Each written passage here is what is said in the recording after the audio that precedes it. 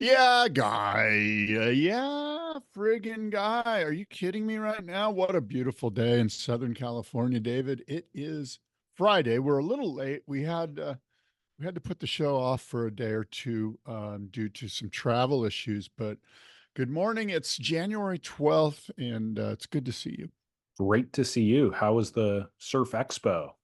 Oh man, Surf Expo was really, really quite fun, and I'll get it all into that in a second. But I have some massive news. Ooh, can't If you want wait. me to- Yeah, I have some breaking news here. And the big news, David, is that Bob McTavish has been selected as the Boardroom International Surfboard Show's Icon of Foam honoree for 2024. I cannot think of a better option. Yeah. And I'm quoting Bob here. I spoke with Bob at length a couple of days ago. We had a great chat. And as I quote, here's what Bob had to say. I am stoked to be the Boardroom's 2024 Icon of Foam honoree. It'll be fun to be back in the States. If I can get back in after my 1963 Stowaway history. And I look forward to seeing everyone in October as we lift up the surfboard building industry. It will be fun to share some great yarns and concepts from my 62 years of loving the game. You, Bob McTavish. End So, quote. so this is the second time Bob's name has come up this week on a podcast for me. Oh, Do you remember we met a guy named Kian Egan at the Boardroom show? yes, Irish guy, right? And he's like in a band. He's a pop boy band artist, singer, instrumentalist. The band is called Westlife. They're the largest pop band out of Ireland. He was actually voted the sexiest man in Ireland in 2014. Wow. This guy, so funny how like it's kind of like it's so regional, like we didn't even know him. We met him just, a couple months ago. Well, he explained it all. I interviewed him for the podcast and he explained it all. Um, I mean, the shortest version is Simon Cowell. He was on Simon Cowell's record label, and there was a bunch of other boy bands in the US at that time that were hitting big. Five of them essentially, NSYNC, Backstreet Boys, whatever. And so they just decided not to try to break into the US market, but they're huge everywhere else, you know? So, and he's in fact gaining more popularity now in his early 40s in America. So they're touring in America in March. Anyways, I was interviewing him and he said he did a boat trip to the Maldives with Bob McTavish. He was Really? on the same boat as Bob. And he said it was incredible. Like Bob, first of all, was still surfing incredibly and trying to get more waves than anybody. He was getting barreled. And then at night, he would come and have dinner with everybody and just tell stories, regale everybody with stories. Nicest dude, super intelligent, incredible design, kind of, savvy and way to communicate all that stuff. So Bob was on the front of my mind, actually. So I'm thrilled to hear that he's been selected. That's so cool. I'm stoked for Ian. How do we say his name again? Ian Egan. Ian. Ian Ian. Egan. Egan. Oh, Egan. Yeah, Kianegan. All right, spell that again for me. Ian Kian. Last name Egan, like Luke Egan. Okay. Kian Yeah, Egan. Okay. yeah. Well, let me tell you a little bit about Bob McTavish real quick. If you don't mind, I'm going to go on a little bit of a history soliloquy here. Please do. Cheerful Australian surfer and surfboard designer, inventor of the V bottom surfboard, and a key figure in the 1967 launched shortboard revolution. McTavish was Queensland state champion in 1964, 65, and 66, so he knows how to surf. Finished third in the Australian national titles in 65 behind national surf heroes Midget Fairley and Nat Young, and was runner up to Young in the 66 Australian nationals. McTavish was fast, dynamic, and a rhythmic surfer, keeping the board and body in motion at all times. McTavish and Nat Young, along with the California born kneeboard designer George Garino, had formed the core of the involvement school of surfing by mid 1966. And we're all looking to ride more actively in and around the curl. At the time, a 9'6", 25-pound board, McTavish knew that was far too bulky to allow for this kind of riding. And what Greeno was doing on his low volume kneeboard, that was how McTavish wanted to ride, but standing up. It had always struck McTavish as odd that the surfboard's control areas were separate. To go fast, you rode from the middle of the board. To turn, you moved rearward toward the tail. And it was sliding back and forth across the front seat to get from the steering wheel to the accelerator. That seemed to be a problem Greeno, McTavish saw right away, had solved this problem. In the fall of '66, Bob McTavish helped Nat Young design the Magic Sam, the thinner, lighter longboard Young used to win that year's World Championships. And in early '67, McTavish began working on a new, easy turning bottom design. And in March, he produced the first V-bottom, a fat-tailed 9-footer with a deep V-shaped keel through the back third of the board that he nicknamed the Plastic Machine. He built a series of V-bottoms over the next 7 months, each getting progressively smaller and lighter, dropping all the way down to 7 feet 6 inches and to 14 pounds. McTavish flew to Hawaii in December to compete in the Duke Kahanamoku Invitational held at Sunset Beach. For the bigger Hawaiian surf, he made himself a 9-foot V-bottom, riding it for the first time during his opening Duke match in 12-foot surf. McTavish and Young then famously rode their V-bottoms to great effect a few days later in the 8-foot surf at Maui's Honolulu Bay, and that footage of those rides was used in the final sequence of Paul Witzig's The Hot Generation, an Australian-made surf movie that introduced the world to the high-performance possibilities of the shortboard. Australia's Surfing Life magazine selected Bob McTavish as the most influential shaper of all time.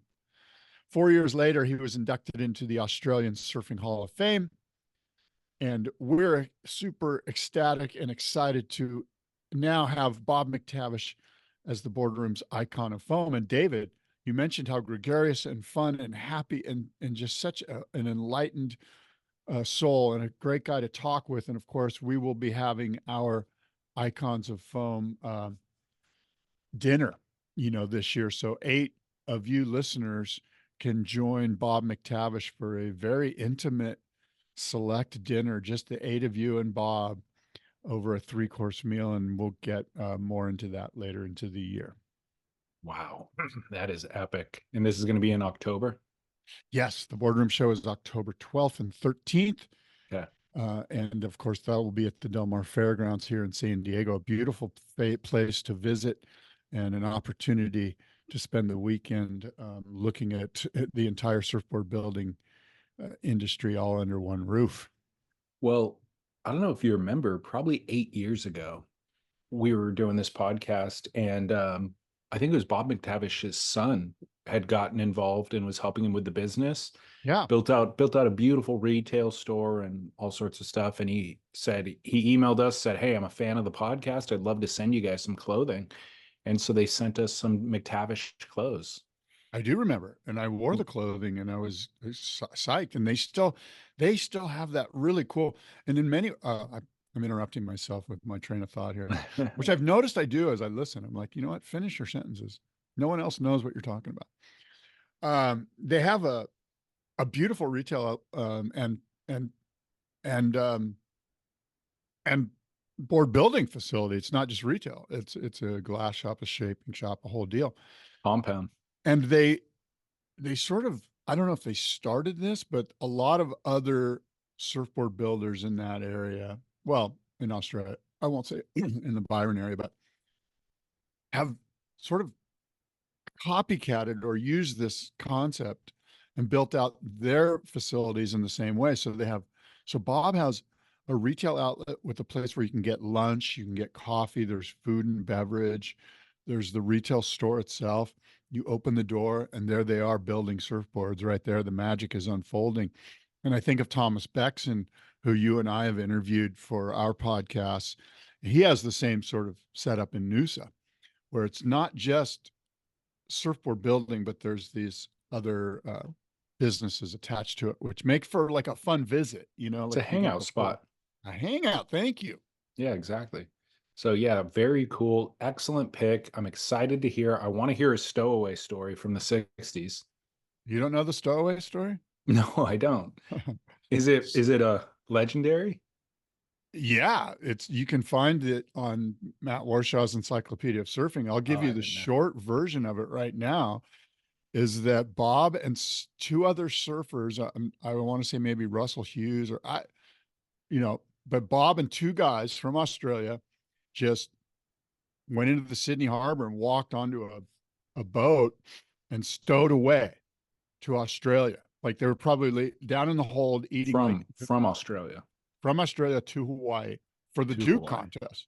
It's because they got Uh, invited to the Duke Kahanamoku contest. And they're like, how do we get there? Let's just get on a boat.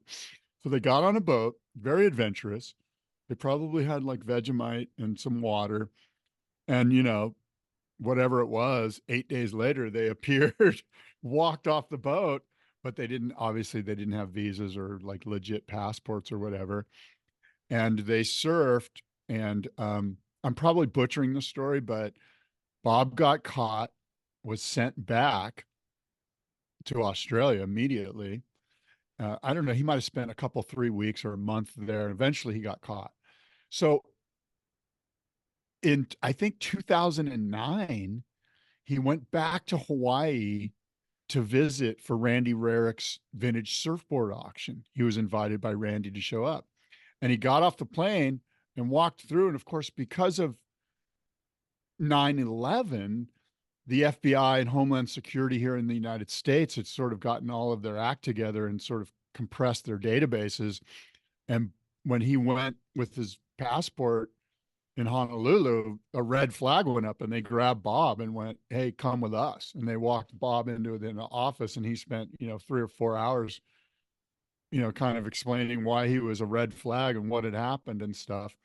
And I think they gave him they said, okay, come back and see us in a couple of weeks, or I don't know how it fleshed out, but they allowed Bob to stay in Hawaii. And, but he's apparently he's still on, he needs to that's get a visa. amazing. He needs to jump through more hoops than most to travel That's to the United States. so funny. And by the way, kind of ingenious on the first trip because he probably got free flight back as well. He may have. Yeah, it wouldn't surprise me. Unless they get their act together and they slap him with a bill in Well, we're excited 2024. about the boards that he's going to select for the shape off. The thing about Bob, and he'll be the first one to tell you, they moved away from those V bottoms quickly, just like everybody in the shortboard revolution did. They were on and off of designs within weeks. And so the V bottom was sort of a jumping point for the shortboard revolution, but those boards didn't work too great, and he'll be the first to tell you. So he has so many great surfboard designs, and really, frankly, I want to say like maybe 10, 15 years ago, many of the top longboarders in Australia were riding McTavish surfboards, and I think of Ray Gleave. I believe Ray Gleave's had a McTavish model that he rode to great effect and to probably Australian titles. You can't pin me down on that, but Ray Gleave is an incredible longboard rider.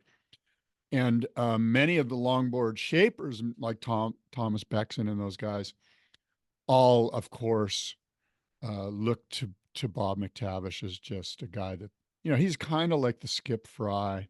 If we were to, as far as legendary status. So we're super excited to include Bob. It's going to be an incredible boardroom show this year. Congrats. Yeah.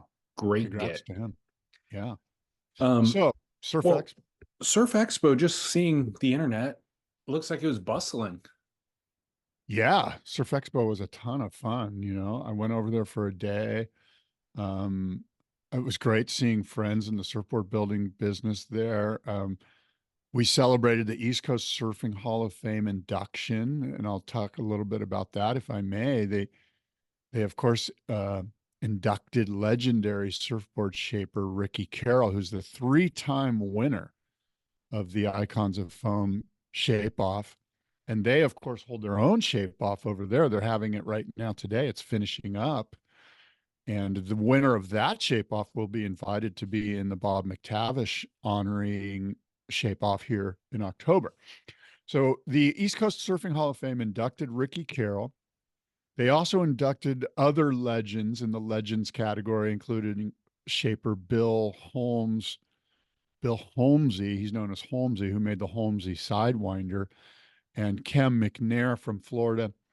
Other categories in the culture category, Tom Warnke, I don't know if I'm saying that right. I apologize. The industry category, Mark Neustatter from New Jersey. In the media category, Daryl Jones from Florida. And the surfers that were inducted into the East Coast Surfing Hall of Fame include Felina Spears from Florida, Baron Knowlton from Florida, Noah Snyder from North Carolina, and David Spear from Florida.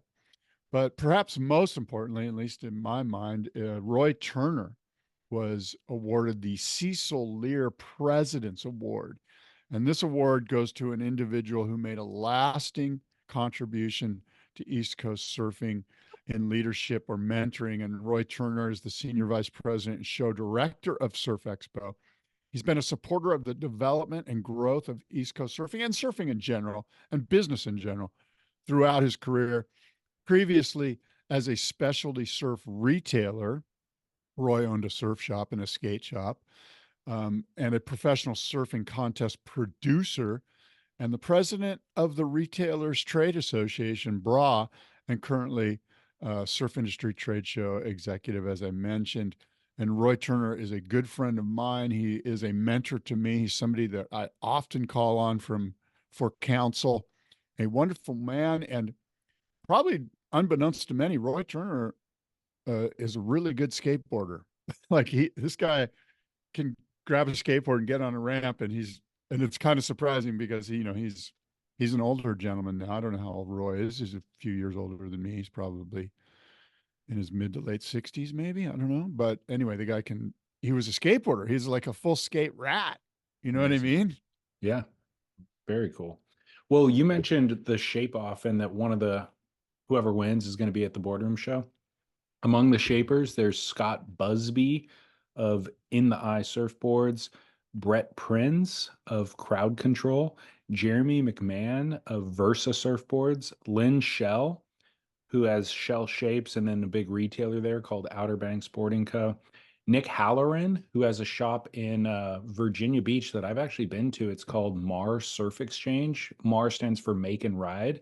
So it started out just being a little shaping bay where you could go in and shape your own surfboard, but they've done really well over the last 10 years and built it out and also make beautiful boards under their own label. So Nick Halloran was shaping yesterday. Jordan Brazzi of Valeric, who's actually been at the Boardroom show. He's at the Boardroom show this past year. And then local Southern California shaper Ryan Harris flew out to compete in that. And he's actually shaping right now as we speak. Yeah, he is. So. Yeah. Yeah, you mentioned Nick. I met his cohort, Dom from Mar, and they're going to get out to the Boardroom show this year and get a booth. And all of those guys you mentioned, I've either met them or I know who they are. And it's they're honoring Bill Frierson, who's from Wave Riding Vehicles, and sadly is not doing so well with health. But it's going to be interesting to see who wins that thing, and the winner's going to get a automatic spot into the Icons of Foam here at the Boardroom show. So we'll see how it goes. Jordan Brazzi was in the Wayne Lynch shape off when we honored Wayne Lynch a few years ago, and was a runner up, got second place. I mean, all of these guys have got shaping chops. Jordan's epic. Yeah, Jordan makes some really great surfboards. And every time I connect with those guys, I want to order a board. Like Jordan's boards, I'm like, they look so rad. Not only when I saw them at the Boardroom show, but then seeing them on Instagram. And John Opedo at Rosburn as well. Every time I see one of those and hold it, I'm like, these are the exact boards that I ride, or that I want to ride. but I just have too many surfboards. And it's like, I'm interviewing shapers all the time and I feel that way all the time, but I really would love to actually support those guys. We do these, we're doing these surfboard giveaways this year to, as kind of a thank you for our listeners who support our work. We should actually do one of the East Coast guys. I would love that. Yeah, I agree with you. Okay. I'll I'm, reach out to them. I'm such a huge fan of everything that happens on the East Coast. The East Coast surfing industry, if we were to separate it, so to speak, they're really unsung and they're such frothers. They're so psyched on everything. Sometimes here in California, we can be a little, I don't know, maybe we take it for Centric. granted. Yeah, and we're definitely regionally centric for sure. In this show specifically, but we're the Spit podcast, David and Scott. I'll speak for you, David. We're such huge fans of everything those guys do on the East Coast, and I ran into a bunch of. I always run into really good friends over there when I visited. I saw one of our longtime listeners, Bill Rosenblatt. You know Bill? Oh yeah, of Yeah, yeah. course. And he's going down to Puerto Rico to surf, and I ran into a bunch of West Coast guys. Britt Merrick and Scott Anderson from Channel Islands were there and I saw Nathan Carroll there, or Curran, excuse me, and Alan, our friend from Space Rock Glassing. You mentioned Space Rock. I saw Alan there. He was the guy who brought oysters this year to the Boardroom show. Sun-kissed oysters. Yeah, those were good, right? Yeah. And Yusan and James from Crime Surfboards. I chatted with CJ Nelson, Drew Badgett from Inspired Surfboards, Marcio from Sharp Eye. I ran in and chatted for a long time with Matt Biolos and Ben Kelly from Lost Surfboards, Debbie Gordon and Mele Sal. How do you say her last name? Do you know Mele? Is Yeah, it Melee Salii or Salai, I think. It's Salai? her daughter. It's Debbie's daughter. So Debbie and Mele and Hank Warner from GNS were there. I saw Jim Hannon from Ricky Carroll Surfboards. Of course, Jeff Holtby from US Blanks, who sponsors the Shape Off over there. Chad from Millennium Blanks, Brad and Ava from Thrashcraft, a lot of other people that I apologize if I didn't mention you. Eddie from Creatures of Leisure, Mark Kappa from Stay Covered. I saw Evan Slater from Sunbum, Dylan Slater from Firewire. By the way, I love the lip balm. The Sunbum lip balm, they have this jar each year at Surf Expo. You can kind of just reach your hand in there and grab a couple. And I always do grab maybe more than a couple because I'm a huge fan of their lip balm. It's got the flavor, like they got like a kiwi flavor, and it's pretty good. They've got good flavors. Yeah. And so, and Bryce from Birdwell. I'm going to reach out. Bryce and I are going to have coffee and discuss some things. So, it was definitely a great Surf Expo for me and Roy and Fish. It's good to see those guys and Ann and everybody from the Surf Expo crew. It's always good to see everyone.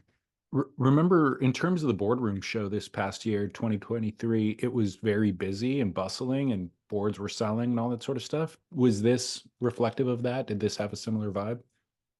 Well, it's funny. I saw a couple of weeks ago that Debbie from GNS was going to Surf Expo. And to me, that's like, okay, like the industry's taking off. Like, I saw Adam Warren from AJW Surfboards, Adam. And yeah, it just feels like there's positive energy within the surfboard building industry regarding sales and mojo, and everyone seemed optimistic, that Channel Islands and GNS were there. I think is a good sign for how things are going here.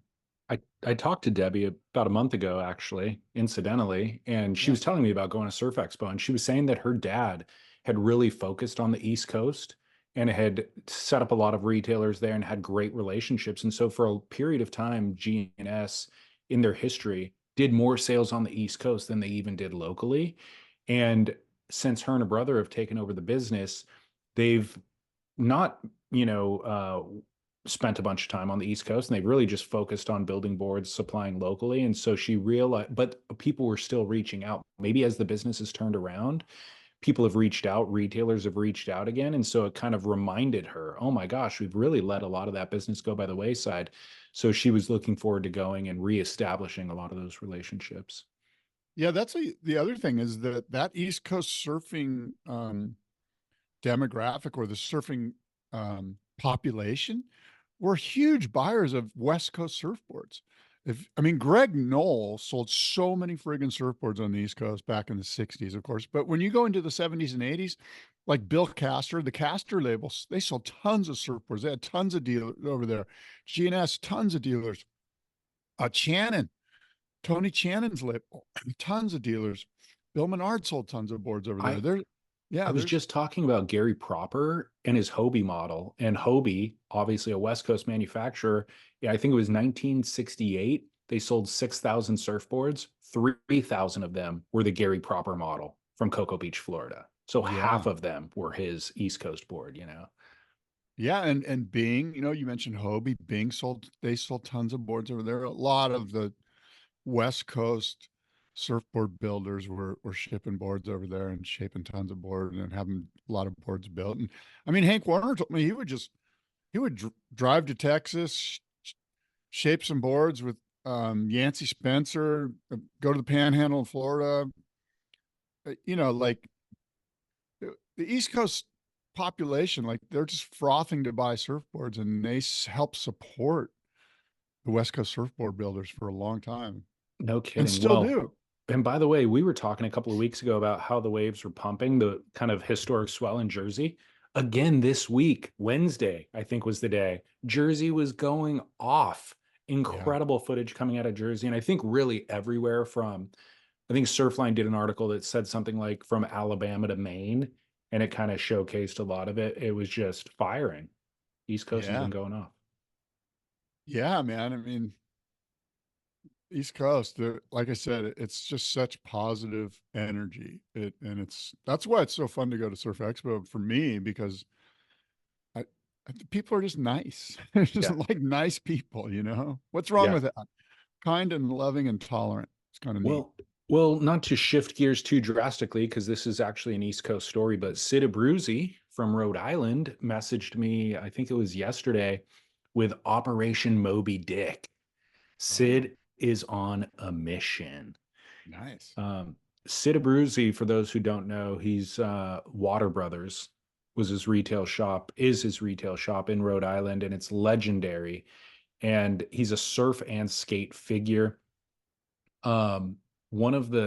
He built this incredible skate park called Skater Island, which is like in a warehouse. And it actually was level number 2 on Tony Hawk's Pro Skater when that came out. Tony Hawk Pro Skater was revolutionary. It was a PlayStation game, and the very second level on the game was a skate park that Sid Abruzzi built with his crew. I think it was the very first X Games was hosted in Newport, Rhode Island because of Sid Abruzzi. So Sid just has incredible connection. Everybody knows him, from Slater to Tony Hawk, obviously, to everybody in between. Anyways, he's been a community activist in addition to all of that stuff, and stopped Ruggles from being, I think they were going to shut it down to surfing. I don't know. I don't know if they were going to build a break wall or what, but they were, that cliffside walk is where all of those mansions are, like historic old wealth, blue blood wealth from New York would come down. They had their summer homes there. And these aren't just mansions as we know them in Beverly Hills. These are modeled after castles in Europe. So they're on columns. And they're on the middle of the lawn on like 100-acre estate, so you just have this massive sprawling property with just the castle planted in the middle. That's 70 bedrooms and 50 bathrooms. No joke. And so it's pretty wild. And there's a bunch of them along this cliff walk. Taylor Swift has a house there now, and, Judge Judy and all these people. But so those people were rallying to basically, I think they didn't like the surfers is what it was. Like, people, you could park right alongside those mansions, along their properties anyways, and then go surf. And I think that it was a kind of a power move where they just wanted to kind of get rid of the surfers.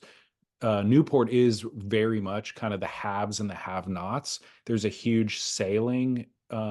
It's like the mecca for, America's Cup sailors all sail out of that harbor and stuff. So you have tons of wealth, and then you have the working class people, and that creates the disparity. Anyways, they were trying to get surfers to go away, and they were going to close down Ruggles. I don't know. They might have even were planning to build a break wall, I think is what it was, to shut down the waves. And so Sid was the lead community activist at the town hall meetings, rallied a huge community behind him, and they effectively stopped that development. He's been involved with other environmental kind of spearheading the movements on other stuff. Anyways, the document that he sent me yesterday is about a focused effort to stop Revolution Wind from developing a wind farm off the coast of Rhode Island at the Cokes's Ledge. So he gives a bunch of information about the Cokes's Ledge and why it's environmentally important. But essentially, they want to build 1,000 turbines that are 850 feet tall, covering 100 acres. I think I don't have the info right in front of me, but it's a massive amount of land or a massive amount of water that these things will cover. And they're eyesores. You can see them for 30 miles because they're so tall. So it's this huge wind farm up off the coast of Rhode Island in a place that is environmentally sensitive. I think it's the only breeding ground, or the final breeding ground, the last existing breeding ground for a certain type of cod, like a New England cod. It's a migratory pattern for a bunch of birds that, fly through there. And it takes up so much space that it would just completely eradicate entire ecosystems and marine habitats. So it's a pretty important project. And obviously it's being funded or pushed forward from Washington because there's a bunch of revenue attached to it, but it's going to be devastating to the local ecosystems. Wow. Well, gosh, we'll have to keep an eye on that. I don't know much about it other than what you just told us. So, Well, it's new to me. Cokes's Ledge is the area, and I will post this document on surfsplendorpodcast.com so that you can familiarize yourself with it. And there's a call to action on it. And I will, of course, update people as Sid updates me. But it's pretty visually stunning just to see the artist renderings of what this will look like. These things are 70 stories high, so taller than any building in Boston. And there's going to be, I think, 850 of them covering this area. It's incredible. So it seems a total odd that eyesore. the power brokers there, i.e., the folks with the money, would want that in their view. Yeah, I know. And maybe they will get them involved as well. Yeah. Maybe they're unaware of it as of now. I mean, Sid's usually pretty early on this stuff. Well, good for Sid leading the charge. That guy is like punk rocker number one. You know what I mean? Totally. There's an incredible documentary coming out about him, by the way. Good. Love that Yeah. guy. Yeah, it's called Water Brother. And I think they're touring it maybe or they're trying to get it into festivals. Like if Sundance wants to be the premiere, like if you've premiered your film anywhere else, Sundance simply won't take it. So you want to kind of send it to Sundance first, and then if they accept it, then you hold off and let them premiere it, and then you can kind of roll it out from there. So I think they're in that process now of submitting it to film festivals, but apparently it's incredible because Cool. Sid filmed so much of his exploits and life. Um, and so he has, and I've been to the pit, under his house, where he has all these archives of, I mean, the walls are covered like a teenage boy's bedroom of surf magazines. It's just like there's photos pinned everywhere, magazine articles, photos, image, and then tons of recorded videotapes of decades of his stuff, skating, like Skater Island stuff with pros coming through, going off ramps into the harbor, surf exploits through Europe with Kelly Slater and Ian Walsh. I think Ian Walsh is his godson, in fact. So just tons and tons of stuff. So the documentary filmmakers had access to all of that footage to put their thing together. Well, I'm looking forward to that for Yeah. sure. And good for Sid once again leading the charge here on a concern that we're going to follow. We'll follow it, see what happens. Yep. East Coast heavy show today. But Yeah. back to the West Coast or Okay. Hawaii even. Have you seen any of the Dahui backdoor shootout? Do you know when it's gonna? It's funny. I'm looking at the pipeline forecast right now. Um, Monday, perhaps they have a good day to run Okay. 6 to 8 feet. There's been some really weird winds. The winds have been pretty hideous over on all of Hawaii. Not hideous, just the wrong direction for surfing on the North Shore. So anyway, it looks like Monday maybe. But did you watch any of the backdoor shootout when it did run? Yeah, they had 2 days of 2.5 days of competition. Day one was pumping. Day two was pumping, and they ran in great surf. There was excellent waves surfed. And then day three, the surf was dropping, and they ran in the morning, and they had some couple of waves at backdoor that were like hollow and good, but only head high. And then they called off the event after that. Yeah. So I think they need about 1 day left. So whenever that happens, I mean, here's the crazy thing. They always run in good waves. Let me Yeah. ask you, just as somebody who forecasts, how do they always run in good surf? Well, I mean, they must have a pretty.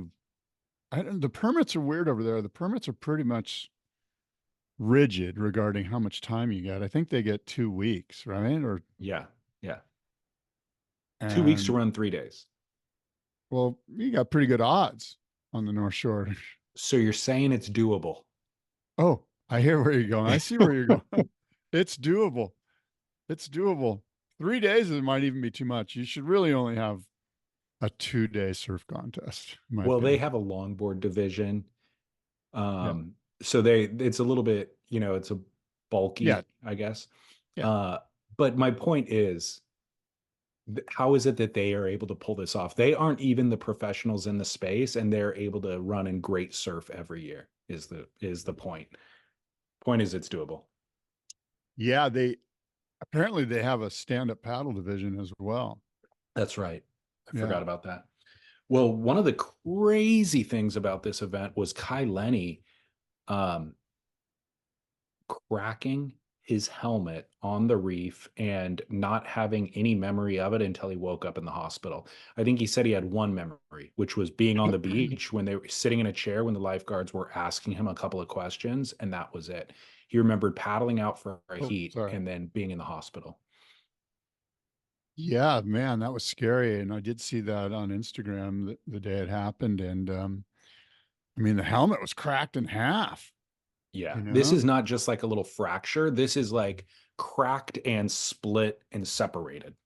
Yeah, like if that was your head, you'd be dead, basically. I It mean, was for it sure.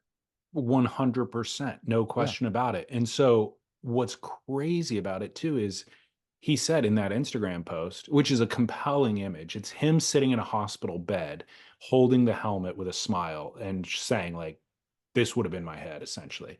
But what's crazy about it is he said that's the first time he's ever worn a helmet at Pipeline. Oh, I mean, do you think he'll ever not wear a helmet? I mean, at this point, you're all in on the helmet. You know what I mean? You're committed, and you should be. I'm surprised that more people aren't wearing helmets out there, especially after what we saw with Eli Olson and Koa Rothman. You know, these guys are just doing crazy stuff, and they're doing it over and over and over. Like odds are just against you. You know, it's one thing Yeah. if you like go and you surf there one time, which never happens.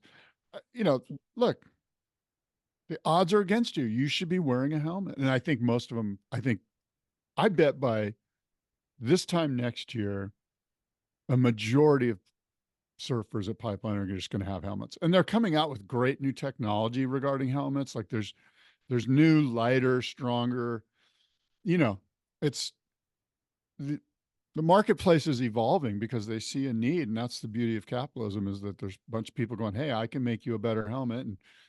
And the end user, the consumer benefits from getting, all these different people involved. So yeah, I think helmets, technology that you tell me. There's no reason not to. The only argument against it is it creates a little bit of drag or situational lack of awareness. You know, it creates a little barrier that I can't exactly see or whatever, but I'm not sure that that's even a valid argument. I think that's only a learning curve. I think that you can adjust to that very, very quickly, and the helmet will become second skin.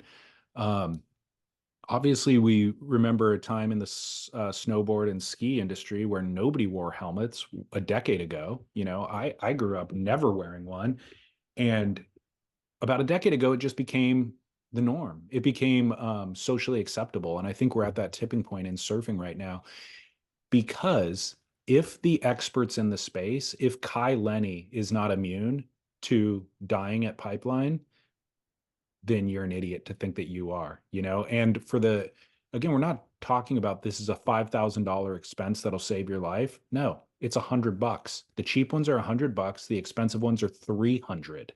Pony up to the 300, get the best one and the most aerodynamic one.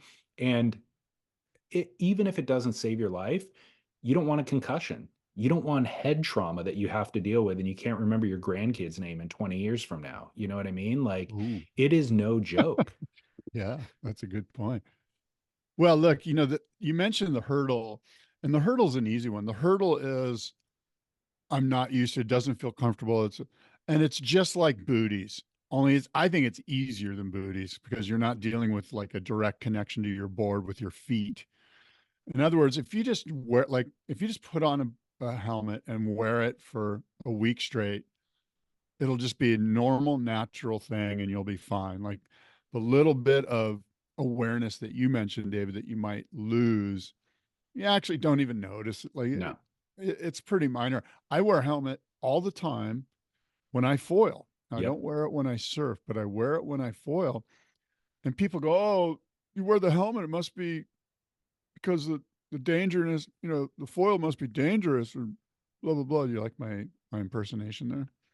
Um, and I actually wear the helmet because when I fall, I'm up high and I slap on the water. It protects my ears from Yeah. getting. It's not the foil; it's like the head slap. I did And that when we were foiling. I was thinking about that too, is I appreciated the helmet. I wanted the helmet. I would have opted into the helmet if I was given a chance. There's no chance I would have done that foiling experience without the helmet. And I did the head slap thing that you're talking about too. yeah, So yeah, yes, I'm a big, like the reality is I'm not going to wear a helmet when I surf my local beach break. But if I was going to surf harrowing, you know, big hollow surf where you run the risk of the lip hitting you in the head, first of all, I would wear a helmet in that situation. Or if I was going to surf shallow surf, I would wear a helmet in that situation because you run the risk of hitting the reef. yeah, and if you surf in crowds, you know, I mean, I remember very clearly. I don't know, 15 or 20 years ago, I was surfing and somebody bailed their longboard and it came back super fast right at my head and just missed me by inches. And it shook me so much how Hmm. that would have just taken me out. Like I, I, I probably, maybe I would have died. I don't know. But I went in, dried off, went directly to the surf shop and bought a helmet. And I wore a helmet surfing from that day forward for years, you know, for a number of years. And I forget why. Maybe I had an injury or something, and I was out of the surf for 5 months or something. And then when I went back, I just had forgotten to. It Yeah. wasn't in my. It wasn't like I made a conscious decision to not wear it. It just wasn't part of my scene. I hadn't grabbed it and put it in my car or whatever. Yeah. Well, good on Kai Lenny for being such an influence, positive influence. I think this is a flashpoint for the helmets in surfing. And Michael Ciamarella from Stab Magazine, I think it was last year, maybe the year before, wrote an article because he surfed pipeline with a helmet, and he wrote an article specifically about like overcoming the stigma of wearing a helmet. He's like, look, I felt like a kook doing it, but I want to be safe doing it. And I had these options of helmets. Here's the one I picked. Here's why I liked it. And so there's been a couple of moments along the way, but and a bunch of pros actually who have adopted the helmets. Jamie O'Brien. So shout out to all of those. And yeah, Kai Lenny, good on you. Glad you're well. In the article I read about him, he said that it said that he wouldn't be surfing for the rest of the winter, which I think may be early to claim that. And I don't know if maybe Kai said that. That's the only reason they would report it. But that's significant. That's a That is. significant trauma to keep a professional surfer out of the water during the season in their home state. So, Yeah, well, we'll have to keep an eye on that as well. I imagine they did some scanning and a lot of it could be precautionary. I'm sure Kai is just chomping at the bit to get back out there. Especially the thing with Kai is, I mean, he could go foiling, he could go winging, he could, you know what I mean, and I probably be think all okay. that, And I don't know though. That's risky too for the reasons you already stated. I don't think downwind foiling. I don't know. I'm not a doctor, but I'm on. I'm thinking to myself, dude, let's do the gulch run and just do and yeah. you're in the water, you're getting active, and you're not riding 30-foot waves. Well, this is not to correct you, but just for greater listener edification on English language. Did you know Yeah. the phrase is actually champing at the bit? I didn't, and I mean, I've said some stupid stuff on this show in the past, and um, That is not one of them, because chomping makes a lot of sense and everybody says chomping, but it's a little known fact that when a horse bites a bit, it's actually yeah, called champing. Anybody else biting anything I can be don't believe referred that. to as I don't think look that's true. look it No, up, you're wrong. What it is you had some English guy say chomping the wrong way. He said, dude. "Hey, it's champing, mate," and what he meant to say was chomping.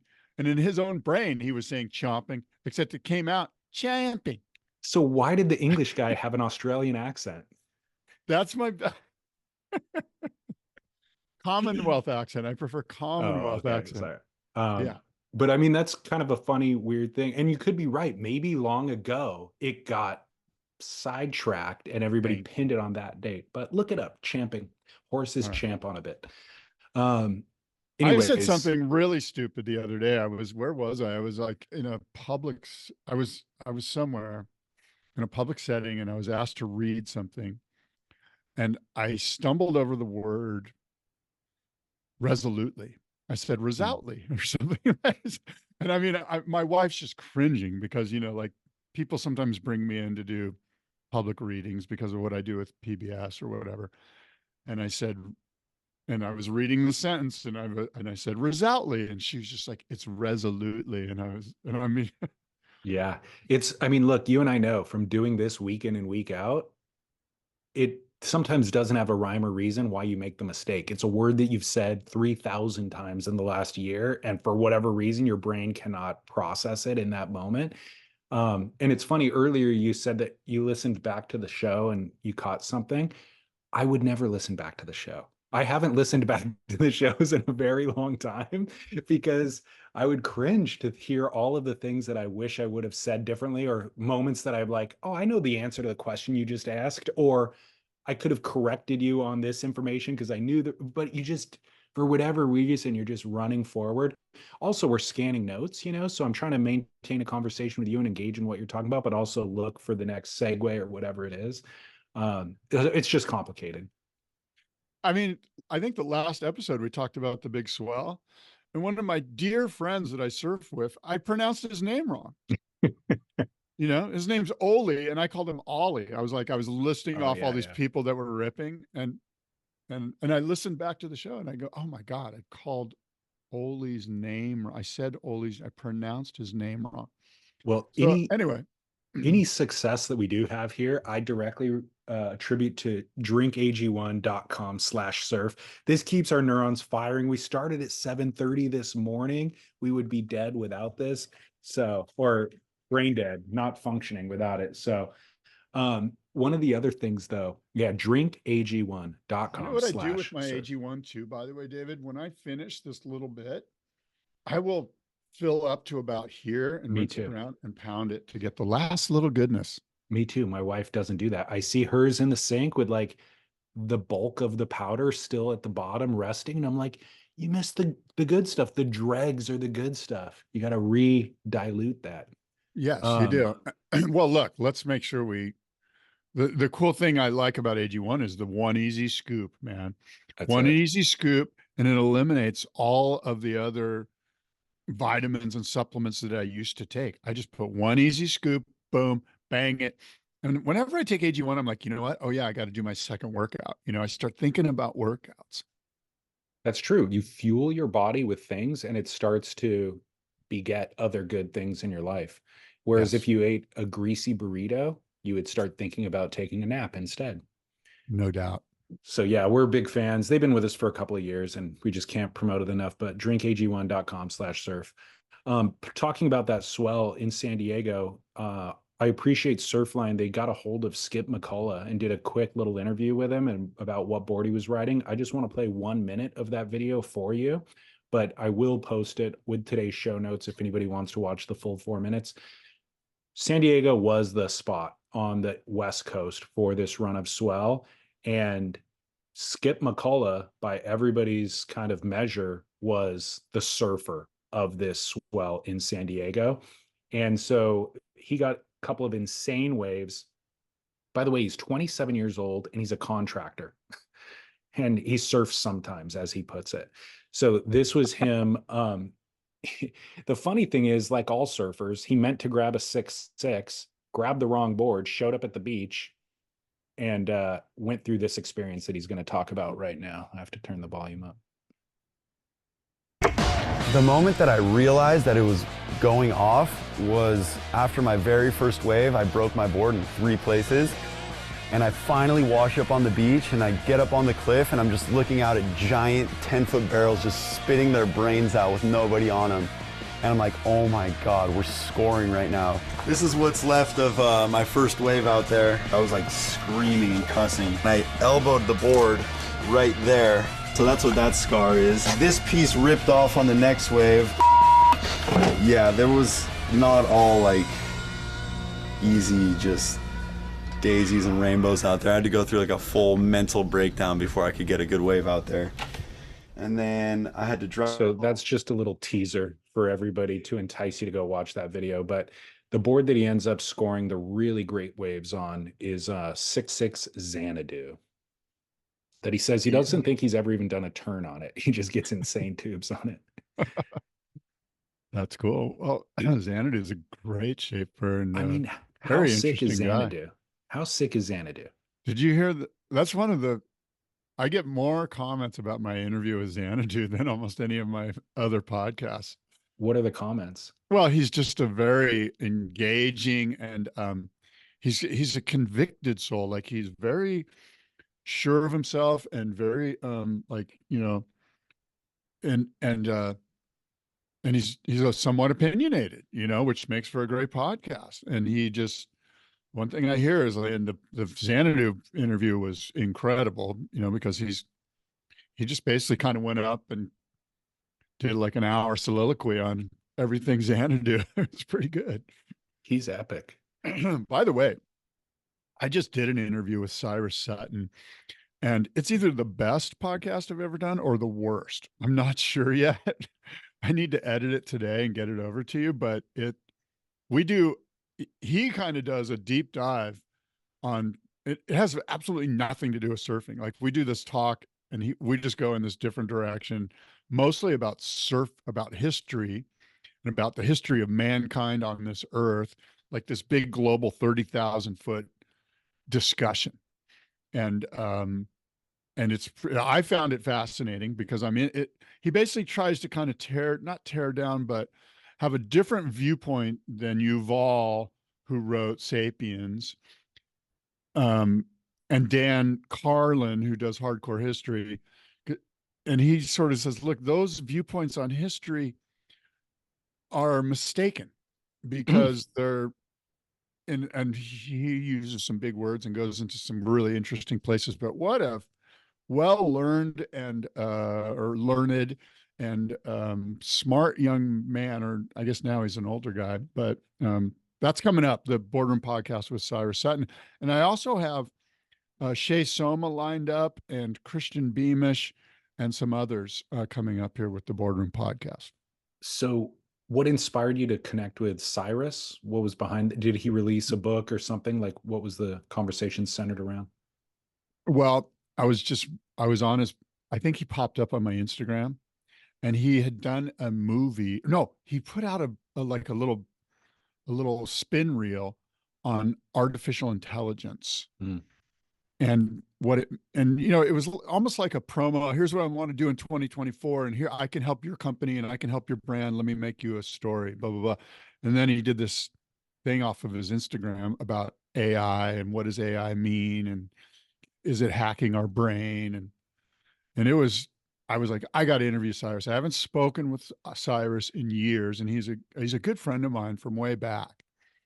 And we used to surf together and stuff. And anyway, I just reached out. I'm like, hey, let's do a pod. You know, I want to hear about what you're doing. And we did. Does he have long hair and a beard now? He does. Okay. I think I saw an image of him. Might have been the reel you're talking about, that I was like, is that for real? Or like, is he like playing a character right now? I'm a By the huge way, I'm sorry to interrupt, but I will say this about artificial intelligence. If you want to learn more about it, there's a Lex Friedman podcast interview that just came out with, I forget the guy's name, but it's not the last one he did, but it's the one before that. And it'll say in the little podcast intro there about the show, artificial intelligence. And it's with this super smart, like quantum physics guy, computer scientist guy. So if you want, I mean, it was weird that I listened to it right after the Cyrus interview, and I sent it to Cyrus. I'm like, Cyrus, you got to listen to this. It's amazing. So check out Lex Friedman's podcast. Is it Guillermo Verdon? Yes, that's it. Guillermo Verdon, episode number 407. Thank you, David. You got to listen to that. It's mind blowing. Are you a fan of Lex Friedman? I kind of am. I'm okay with Lex Friedman. I listen to a lot of his. I won't. Some of it I won't listen to. Not him, but his guests. I'm like, I don't even want to hear what Jared Kushner has to say.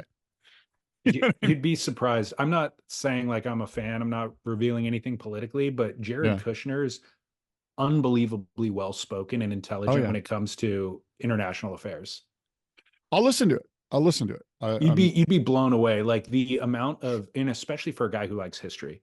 Yeah, because they would just he'll ask him something about, you know, like some current event that's happening, and Kushner will just be like, well, if you really want to know about that, you have to go back to 1872 when this little skirmish kicked up, and then this person took power, and these things happened, and this money changed hands, and then in 1922, this thing happened as a result of that. And it's just like incredibly informed.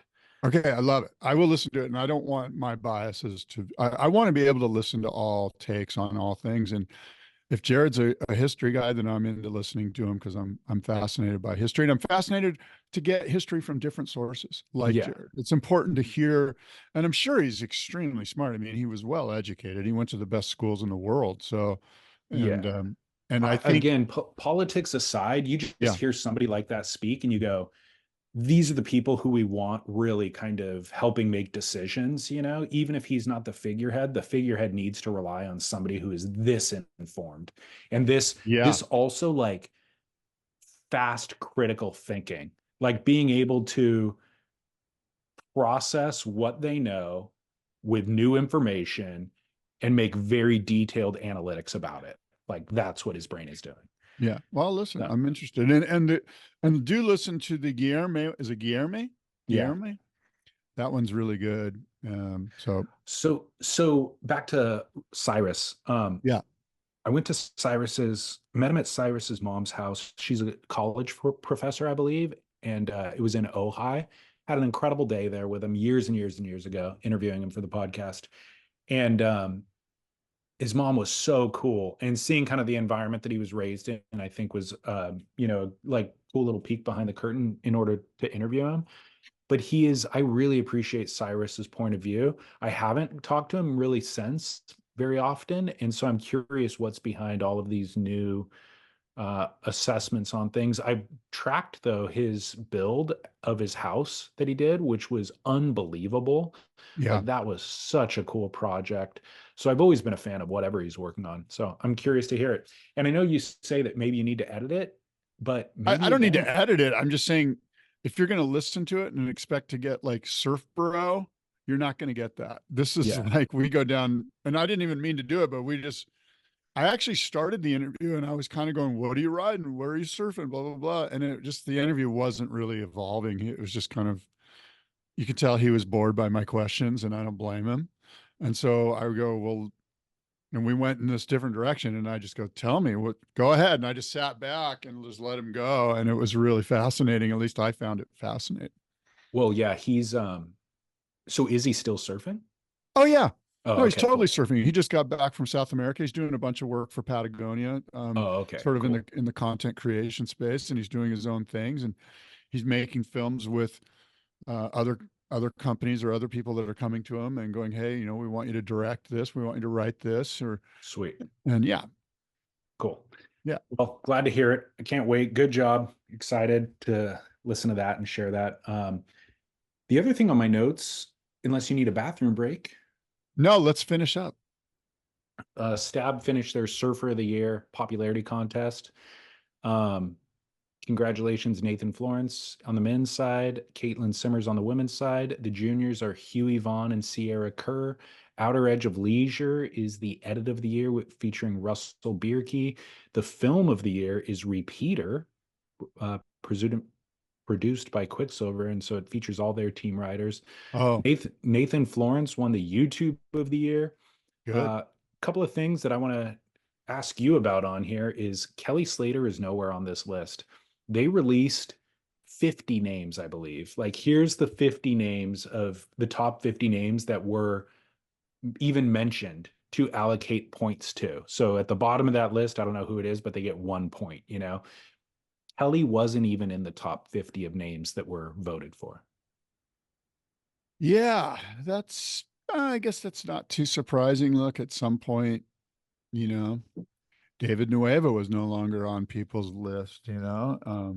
Yeah, but Kelly was on tour this year. David Nuevo wasn't on the list. I mean, back in 73 or whatever, but yeah, look, it's a popularity contest. Kelly's a little older. Remember I told you last week, I'm like, where are the 50-year-olds? Yeah. Super old man style, get off my lawn. But, you know, it's an interesting turning point. It's, you know, like, I mean, if the list was who's the greatest surfers ever at Pipeline, Kelly's number one. He's going to be right there, if not number one. If the list is who are the greatest surfers this year at Pipeline, Kelly Slater would be in the top 10, probably. I think, maybe not. That's an interesting one, actually. Who are the greatest surfers in 2023 at Chopu? Kelly Slater might be in the top 10, you know, Yeah. but greatest surfers for 2023 in general, based on like social media algorithms and what everyone's watching. And Kelly doesn't have a YouTube channel, you know. It's just it's a turning point for surf culture is all.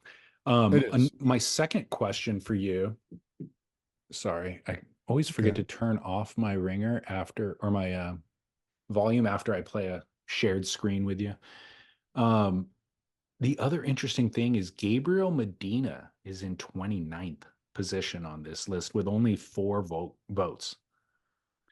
Yeah, that kind of goes against what I just said, because he's got his social media algorithms. He's got tons of followers, but he's not really. Is it because it's a? Why do you think that is? That almost feels racist. Well, it doesn't, because Felipe Toledo, I think, is number 3. Yager Dor in the top 10. Like, it's not an anti-Brazilian sentiment. I feel like it's maybe an anti-Gabriel sentiment, or an anti. He wasn't in the public sphere as much as those others. So that's the crazy thing about this is he won Margaret River this year. He finished 2nd at Chopu, 3rd at J Bay. He was the featured surfer, the top billed surfer in one of the most popular films of the year. And he was outspoken after the Surf Ranch event. So it wasn't like he wasn't on everyone's radar about that. Has as big of, maybe the biggest, social media presence. So what the hell? And so then I wonder is, that's surprising.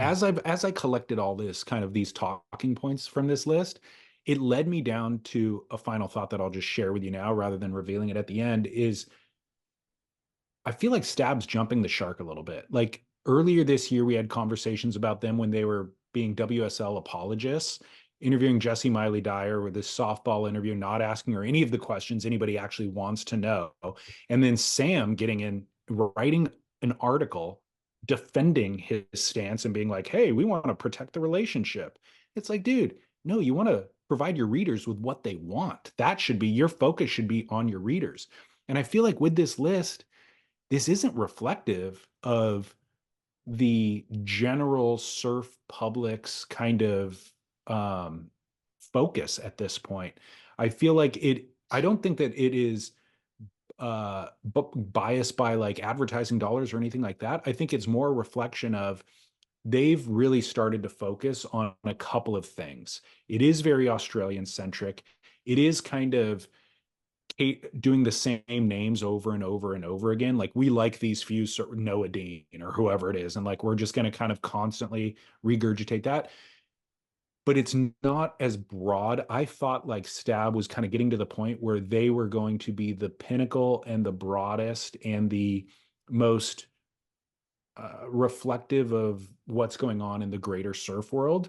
And I think they got to a point where they shifted and they've really gone back into just being this smaller echo chamber of regurgitating the same style of stuff over and over and ignoring everything else. You know what I mean? And so the way that this list comes to be is they interview people. They interview 50 different people and ask them, who are your favorite surfers?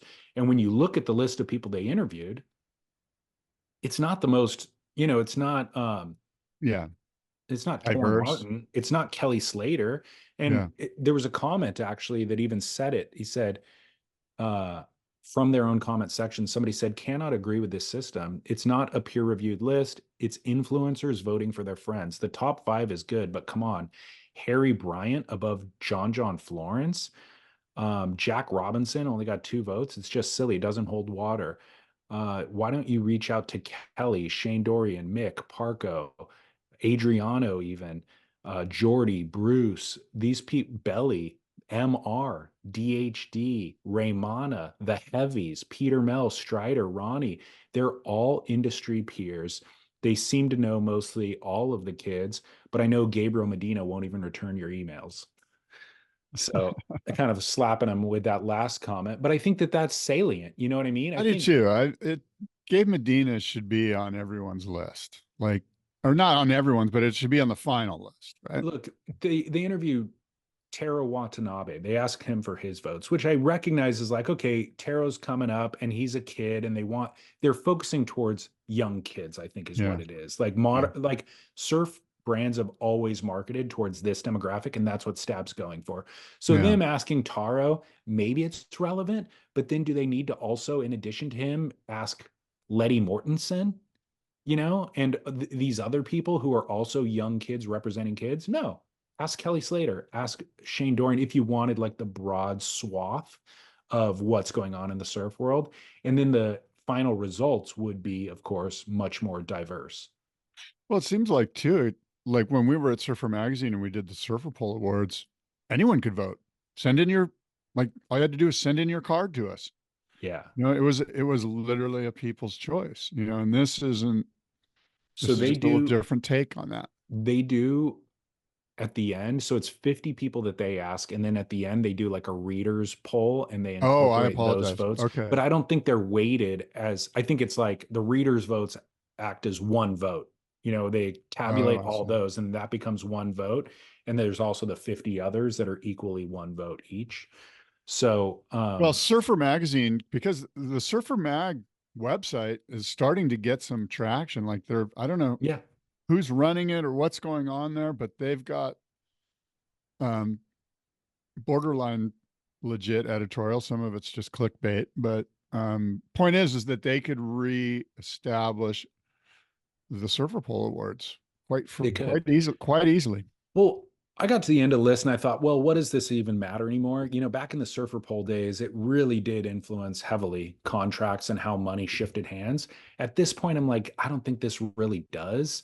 But if it does, it's only for the juniors because, the juniors are on the come up, and it's important to know who was popular in 2023. If you want to invest money in 2024, then you'd focus on the junior because they're on their ascent, rather than reflecting on who is the big 28-year-old last year who's going to be on the potential downcline next year.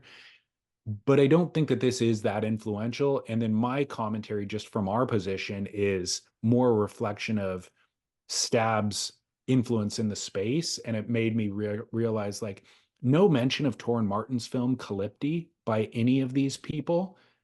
That film's incredible. And everybody that I know, and our listeners included, were like, that was the film of the year for me. Like that resonated with me and is going to shift my priorities in 2024 based on what Torrin's doing with his life. Now I want to get into sailing or whatever, and I want to ride twin fins. And so for me, Calypti would have been on, if we did a reader's poll, everybody's list, you know? And so it just it kind of made me recognize Stab is catering to a different audience. And I think it's the youth audience. Yeah, it's weird. I almost feel like Sean Doherty or somebody, you know, even you or me or whoever, somebody could create an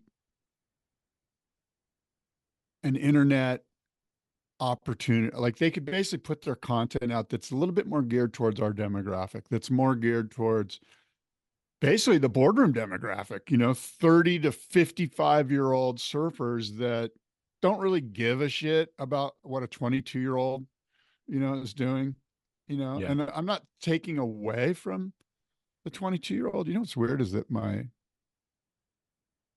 little Apple Talk is like listening to me right now. This is very weird.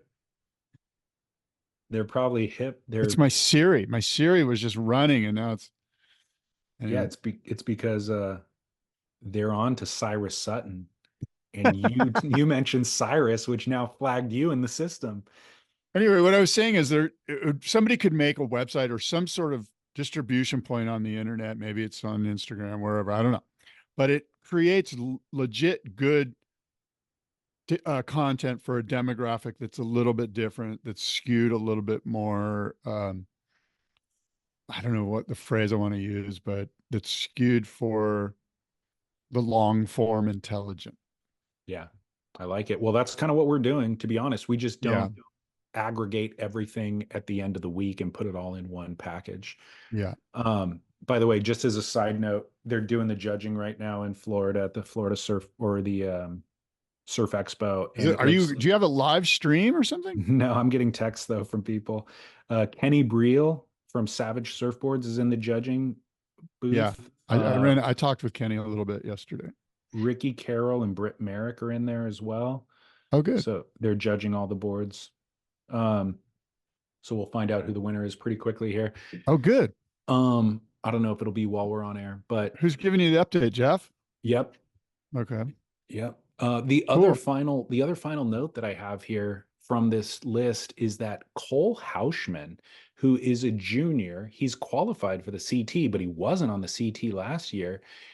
Cole Hauschman is ranked really highly. He's 13 on the list. So he didn't make the top 10, but the fact that he's 13th, I think, is pretty incredible. So what do they all know that you and I were not hip to? And will that influence your survival league this year? Because Cole will be on tour. Cole Hauschman, he's a total wild card, in my opinion. First of all, I don't really know too much about him other than he's kind of a big guy, right? He's not like a featherweight. And so he kind of falls into that, you know, Simon Anderson, big. Who's the other ginger regular foot that was on the CT forever? Cole's goofy. But I mean, just a big kid, like a big guy. You're thinking Bede Durbich. Yes, Bede. Like, he kind of falls into that big. We're going to need to see him in. Like, can he keep up with the featherweights, the Felipe Toledos? Yeah, he does big airs. He does big airs and he does big carves. I think he won at Sakurama this year, doing just 2 big turns and getting an 8-point ride.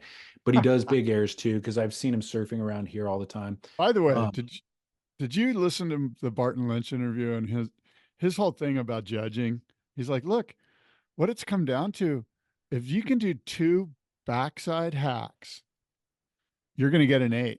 And if you do 2 big backside hacks, or if you just get a long ride and do like 6 or 8 turns, you're going to get a 5. Mm-hmm. It's pretty interesting. I know. And he's like, when I'm coaching and you ask me, Go find the two big hacks. Yeah. 2 turns are going to get you an 8, and 6 turns are going to get you a 5. And This is not new though. I mean, I know, but when you mentioned that, I thought about what Barton was saying, and you've said this. I know you've said this many times on this show. You're like, 2 big backside hacks. well, because Get you an 8. it's if you look for a closeout and it's critical, they have to be big, of course, but it's like get to your feet and it's all go, go, go, go. Like, oh, whack, oh, whack, boom, close out. And it's like, wow, that wave was surfed to its fullest potential. It's hard to deny that. And we saw that back from Sonny Garcia's days on tour, but then we saw it more recently with Connor Coffin at Newcastle against John Florence, and John's looking for the, long length of ride and trying to incorporate combos. And Connor just got up and did 2 turns and got 8-point rides. And so it's hard to argue with, but Barton makes a great point that you could do 4 of those turns on a wave, like the same intensity, quality of turns. And if you did 4 of them, it somehow gets scored lesser than if you did 2 of them on a closeout. And that's the problem with the judging. Yeah. Yeah. So Well, Barton's not wrong. Barton goes into some great detail about how he would fix the judging or change the judging. And it's all right there on the Boardroom podcast that I did with him. And he basically says, first and foremost, pay them more than anybody else in the organization. Pay them big bucks. And they have to be people that everyone respects, that can go out and do the things that they're judging on, which obviously creates a bit of an issue because you have a pretty small select group of people to pull from for your labor force, for your judges. If you're paying them, then they'll do it. Yeah. But I mean, how many guys can, like, I think of, for instance, Nathan Fletcher can go out there and he understands what's happening in the air. Now, does Parco, like if we paid Parco 150 grand to be a judge, could he go out there and could he judge what's going on, the nuance of what's going on in the air? Yeah, he can. And I think those are 2 great examples who both have equal relevance in the judging tower because they're diverse talents, like they surf differently, but that's what we want. We want it to be a diverse judging panel.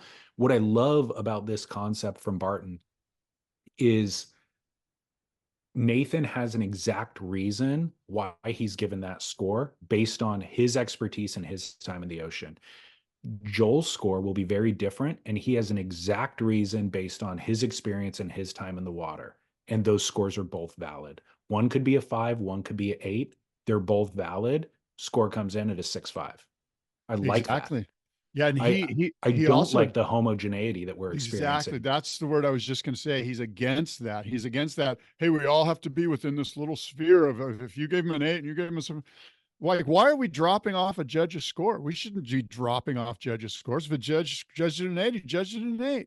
If you guys are, even if it's the high or the low, it doesn't matter. If each of you are as expert as you need to be in this position, then we trust you. Then your opinion is completely valid and relevant. Yeah. And you might think a chop hop is a 10.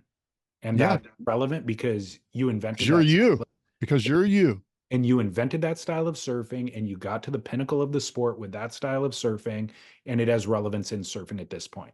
Like that's the argument. If you're putting judges in who you don't believe in so much that you're just going to eradicate their score because they got it wrong, that undermines the entire system. Exactly. And so we pay big bucks to the judges.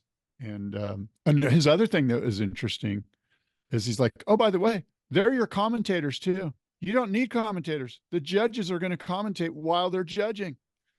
They're just going to like Barton would do if he was a commentator. He's like, I would give that a 6.5, and here's why. And literally he just judged it, Perfect.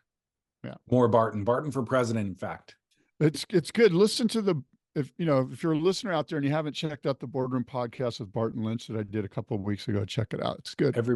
The feedback's been nothing but positive. People love that episode. My must-see moment presented by treeswax.com. Treeswax is the only petroleum-free surf wax. Get some at treeswax.com or your local retailer. is a film that I sent you yesterday. Not sure if you had the time to watch it yet, but it is called Stoker Machine. And it is, in fact, Barton Lynch factors in here. Barton Lynch did some of the voiceovers for the film. It's just a 12-minute short film. It is a film about a surfboard. Imagine trying to tell the story, Scott, of a surfboard. Yeah. And it focuses on its current owner, whose name is Chad Campbell. Chad Campbell made the film of the year based on the Surfer magazine poll back in 2008. That film was called The Fifth Symphony Document. Chad was a first-time filmmaker. That film was kind of divergent from the Taylor Steele style of high surf, high fidelity punk rock music. And The Fifth Symphony Document was more in the vein of like traveling the world and kind of experiencing the culture. And it was an epic film. Anyways, Chad Campbell, he's a Kona boy, lives on the Big Island, and he picks up this surfboard called the Stoker Machine. And it's a used board. He got it secondhand. It's all yellowed. And he goes, this board's magic. And so the film tries to tell the story. And he says even like items have energy. And this, I can feel it's imbued by all of the spirit of everybody who wrote it before. It's imbued by the spirit of the shaper. And I just knew, like, I held this thing. It's different than anything I've ever ridden. You know, it's just kind of weird. Like it looks like a beater, but the thing is full of magic. And so the 12-minute film, chases the story of his experience writing it, where he got it from, trying to track it all the way back to the shaper. And the laminate on the board just says Stoker Machine. It has an email address and a phone number. And so it took 3 years trying to track down the shaper. And the film takes 3 years to actually produce, but it ends up being a 12-minute film. It's on YouTube. It's incredible. Okay, well, that's my Trees Wax must see moment too. Then I can't wait to see it. I just opened up your email and I'm looking at it here, and it's going to be a 12 minutes well worth spending. So yeah, I'm looking forward to seeing Stoker Machine, Chad Campbell's new film. Yeah, it's not Chad. So Chad's the focus. I should have said this, by the way. I misspoke. Chad is the featured person in the film who owns the board. The film is made by a filmmaker named Darius Legg. Darius. Okay. Yeah, Darius is also Kona boy, and good friends like with Shane Dorian, was at Shane Dorian's, bachelor party and all that kind of stuff. So he's got a lot of, he works with John Florence on some of his films. He's got a lot of ties in the surf world, but he's a filmmaker and it's incredible. All right. Well, looking forward to it. David, we've said a lot. We've gone over a ton of stuff here. It's been a great show. Until next time, adios and aloha.